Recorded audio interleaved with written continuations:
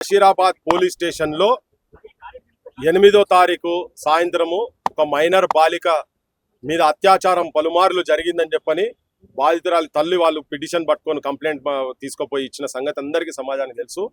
దాంట్లో ఇప్పుడు బండి సంజయ్ కొడుకును ఆల్రెడీ అరెస్ట్ చేసి జైల్లో ఉన్నాడు. కానీ ఆ కంప్లైంట్లనే బండి సంజయ్ దగ్గరికి బాధితురాలి తల్లి తండ్రి ఆ బాధితురాలు ముగ్గురు పోతే ఆయనను చాలా హ్యూమిలియేట్ చేసినట్టుగా అవమానపరిచే విధంగా బండి సంజయ్ మాట్లాడిండు.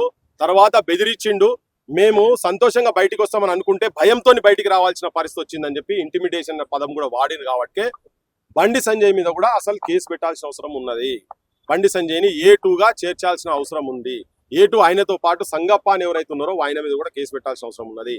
పోక్సో చట్టం కింద అత్యాచారం జరిగినా అత్యాచారానికి ఎవరన్నా ఉసిగొల్పినా తర్వాత ఆ సమాచారం తెలిసిన తర్వాత పోలీసులకు ఇన్ఫర్మేషన్ ఇవ్వకుండా ఉన్నా వాళ్ళు కూడా శిక్ష అర్హులే అని చెప్పని చట్టంలో చెప్తా ఉన్నది. ఆ సెక్షన్స్ చెప్తున్నాయి. దాంట్లో ప్రకారంగా బండి సంజయ్కి ఆల్రెడీ తెలుసు. నెల రోజుల ముందే వాళ్ళ ఇంటికి కూడా పోయి చెప్పిండ్రు.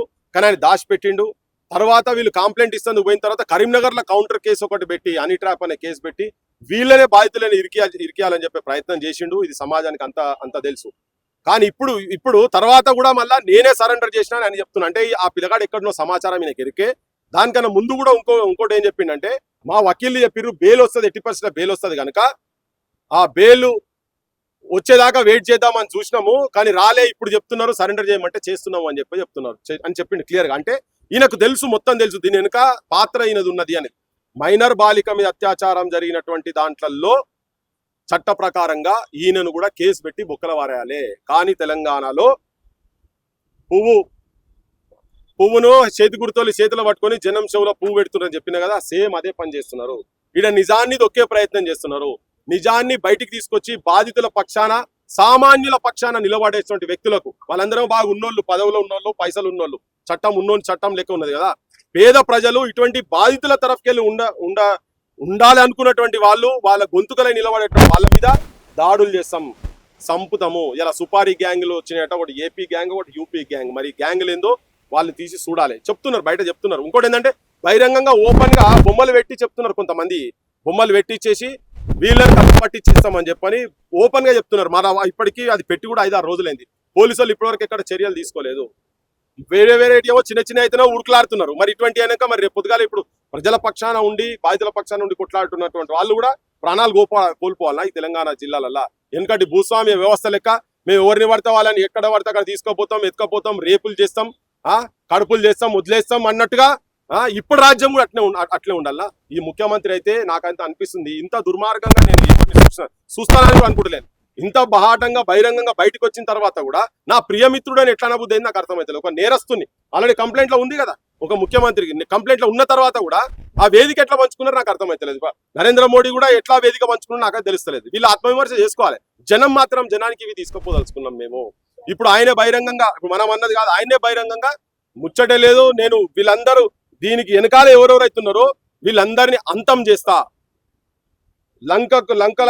లంకను ఎట్లయితే హనుమంతుడు తోకకు నిప్పంటించి ఎంత మొత్తం నలగబెట్టినా పెట్టిండో నేను కూడా అదే పని దుర్మార్గులను మొత్తం హతమారుస్తా అని రాక్షసులు అన్నాడు ఆయన. ఇప్పుడు మనసంటలో ఎవరో మాట్లాడితే బాధితుల పక్షాన చట్టపరంగా చర్య తీసుకోండి అని వాళ్ళ పక్షాన నిలబడ్డటువంటి వ్యక్తులను పట్టుకొని హతమారుస్తా అని చెప్పి డైరెక్ట్ వార్నింగ్ ఇచ్చిండు. ఇచ్చిన తర్వాత కూడా బడి బాజార్లా తిరుగుతున్నాడు ఆయన, మంచిగా తిరుగుతున్నాడు, అన్ని ప్రోగ్రామ్ చేసుకుంటున్నాడు. నిన్న పార్టీ ఆఫీస్ పోయిన పార్టీ ఆఫీస్ వాళ్ళు ఎందుకు రాణిస్తున్నారు అర్థమైతే ఇటువంటి దుర్మార్గుని. మరి అదే మీ కల్చరా? జనం అడుగుతున్నారు, జనం కూడా చెప్తున్నారు. ఇప్పుడు ఆయన మాట్లాడతాడు, రామచంద్రరావు మాట్లాడతాడు, ఆయన కొడుకు చేస్తే ఈయనకేం సంబంధం అని. కరెక్టే, కానీ చట్టంలో ఉన్నది కదా. మరి కొడుకు ఇంటికి వస్తే కూడా నువ్వు వాళ్ళ బాధితుల ఇంటికి వస్తే బెదిరించి పంపించినట్టు ఉన్నది. మరి నిన్న మొన్న జూబ్లీహిల్స్ పోలీస్ స్టేషన్లో గట్టిన ఒక ఆడామెను అలా కొడుకు చేసిన పనికి ఆడామని కూడా తీసుకుపోయి బొక్కల వారేసారు కదా. మరి వాళ్ళకి పేదోళ్ళకు ఒక చట్టం, ఉన్నోనికి ఒక చట్టమా? లేదు, ఇటువంటి జరిగేది ఉంటే ఇంతకుముందు చూసినాం మనం, కాల్చి చంపిరు కదా. ఇప్పుడు వేరే ఎవడో చిన్నోడు అయ్యేది ఉంటే మాత్రం ఇదే బండి సంజయ్ అరే ఎట్లెట్లా కాల్చారు మీరు అని చెప్పి మాట్లాడుతుండే. ఆయనే గతంలో చెప్పిండు కదా, మైనర్ బాలిక మీద 163 స్టేట్మెంట్ మీరు తీసుకోరా, అట్లెట్లా తీసుకోరు, మీరు మైనర్ బాలిక అత్యాచారం జరిగితే కూడా మీరు నిద్రపోతున్నారు, ఇవన్నీ మాటలు ఆయన మాట్లాడింది కదా. ఆయన కొడుకు కాడికి వచ్చే వరకు ఆయన అన్ని చట్టాలు మొత్తము వీళ్ళంతా అధికారంలో ఉన్నటువంటి వాళ్ళందరూ ఒకటే అన్నట్టుగా జనంకు మాత్రం క్లియర్గా అర్థమవుతుంది, తెలుస్తుంది. అన్న ఇప్పటివరకు బండి భగీరథ అరెస్ట్ అయ్యి 6 రోజులు గడుస్తున్నప్పటికీ ఇప్పటికీ విచారణకు కోరలేదు కోర్టుని పోలీసులు. దీని పట్ల ఏం చెప్తారు? బరాబర్ రేవంత్ రెడ్డి కాంగ్రెస్ గవర్నమెంట్, సెంట్రల్ లో ఉన్నట్టు బీజేపీ గవర్నమెంట్ రెండు ఒకటే ఉన్నాయి. కూరాలి కదా మరి, నువ్వు ఏమైందిరా బాయ్ నీ సెల్ సంగతి ఏంటిది, అంత బ్లాంక్ పెట్టించి దాని సంగతి ఏంటిది అని కూసబెట్టి అడగాలి కదా, ఆయన ఎంక్వైరీ చేయాలి కదా. కోదండం ఎక్కియాలా అన్నాడు, ఇప్పుడు కోదండం ఎక్కించే కాడికే ఉన్నది కదా. మరి నీ ఎంక్వైరీలో మందిని అయితేనేమో కోదండం ఎక్కిస్తావు, మొత్తం ఇట్లా పెట్టి ఉల్టా లటకాయిస్తారు, లటకాయించి చెప్తారు ప్రజల గురించి పని చేస్తున్నారేమో ఎన్కౌంటర్ చేస్తారు, ఇట్లా దెబ్బలు కొడతారు కదా. మరి ఇటువంటి దుర్మార్గుని అయితే కూర్చోబెట్టి అడగాలి కదా. మరి ఏం సంగతి, నువ్వు అన్నావు కదా నా దగ్గర అన్ని ఆధారాలు ఉన్నాయి కదా, మరి ఏం ఆధారాలు చూపిస్తున్నావు అని చెప్పి వాళ్ళు పిలుచుకొని కూర్చోబెట్టుకోవాలి కదా. అడుగుతలేరు వాళ్ళు, ఇప్పటిదాకా అడుగుతలేరు. వీళ్ళందరూ కలిసే ఉన్నారు. ఇది ప్రజలకు అర్థమవుతుంది. వీళ్ళు ఏమనుకుంటారు అంటే ప్రజలే ఉన్నది పిచ్చోళ్ళు, పైసలు ఇస్తూ ఓట్లేస్తారు, ఏమైనా దాగిపిస్తూ ఓట్లేస్తారు అనుకుంటారు. కానీ ఇటువంటి చాలా ప్రభావం పడుతున్నాయి. అడిగేటోళ్ళు లేనప్పుడు ఏది పడుతుంది నడుస్తుంది, అడిగేటోళ్ళ మనసులో బతుకున్నాం కాబట్టి జనాలకు అర్థమవుతుంది ఇదంతా. అలా ఇంతమంది ప్రజా గొంతులు, ఇంతమంది సోషల్ మీడియా ఇప్పటికీ ప్రశ్నిస్తున్నప్పటికీ, అలజడి రేగుతున్నప్పటికీ పచ్చి అబద్ధాలతోటి కేసులు నీరుగారించే ప్రయత్నం సీఎం చేస్తున్నాడని గట్టిగా చెప్తారేమో. 100% అదే జరుగుతున్నది. ఇవాళ ముఖ్యమంత్రి కాపాడే ప్రయత్నం చేసిన తర్వాతనే మానసొంటోళ్ళం బయటికి వచ్చి మాట్లాడి సమాజాన్ని మొత్తం ఒక్క దాటి మీద నడిపించే ప్రయత్నం జరుగుతుంది కాబట్టినే బెండ్ అయ్యి వచ్చిండు. లేకపోతే వస్తుండే ఆయన ఆల్రెడీ కౌంటర్ కేసు వేసిండు కదా. కౌంటర్ కేసు ఎట్లా వేస్తారో నాకు అర్థం కాదు. హనీ ట్రాప్ అనే కేసు ఎట్లా బుక్ చేసి అది మళ్ళీ ముఖ్యమంత్రి చెప్తాడు. వాళ్ళు కూడా కంప్లైంట్ ఇచ్చిండని. ఇప్పుడు మేము 6 గంటలకు ఇడికి వస్తే 10 గంటలకు ఆమె పిటిషన్ తీసుకున్నా పెట్టిరు కదా. ఇవన్నీ తీసి చూపియాలి, సీసీ ఫుటేజ్ ఎవరు తీసుకొచ్చారు, ఆ కంప్లైంట్ ఎన్ని గంటలకు తీసుకొచ్చారు అంటే తెలుస్తుంది కదా. ఇప్పుడు నేను మాట్లాడదు అబద్ధం అనుకున్నాను.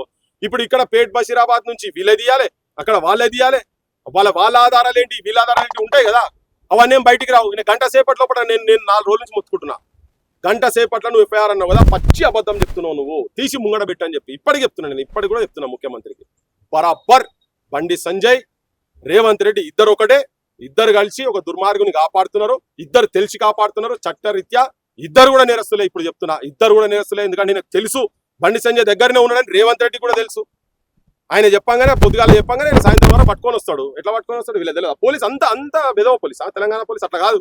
మీరు ఈయనరి కొన్ని గంటలల్లో ఏదైనా ఛేదించేటువంటి సత్తా ఉన్నటువంటి వాళ్ళు తెలంగాణ పోలీస్ అంత ఈజీ ఏం కాదు. వీళ్ళకి అడవిలలో ఎక్కడెక్కడో ఉందో సిగ్నల్ దొరుకుతాయి. పెద్ద నాయకులను పట్టుకుంటారు. వాళ్ళు మేము పట్టుకొని వస్తారని ఆయన అంటే చంపుతారు. ఇవన్నీ చేసేటోళ్ళకు గీ తెలియదా.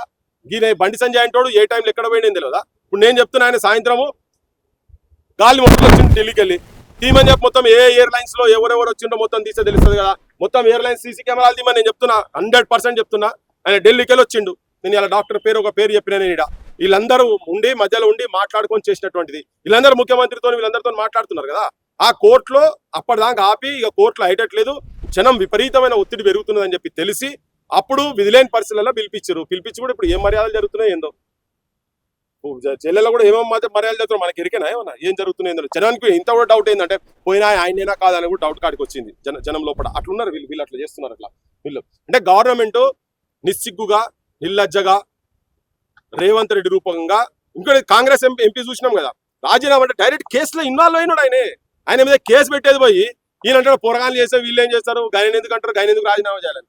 వీళ్ళంతా పాపపోళ్ళు, వీళ్ళంతా స్కాములు చేసిన వాళ్ళు. మొత్తం స్కాములు చేస్తే ఢిల్లీలో వాళ్ళు దొక్కుతారు కాబట్టి మేము మాకు తొక్కకుండా ఉండాలి. ఓటు కేసులో నన్ను ఏం చేస్తారు అని చెప్పి ఆయనే. ఒక ఆమె లిక్కర్ స్కామ్ లో ఆమె ఒక తీరుగా ఒక్కొక్కరు ఒక్కొక్క తీరు ఉన్నారు. వీళ్ళందరూ దొంగలు. కానీ ప్రజాపక్షాన మనం ఉండాల్సిందే. మనం మాట్లాడితేనే ఇటువంటి వాళ్ళకు శిక్ష వస్తుంది, లేకపోతే జరగదు. ఇదంతా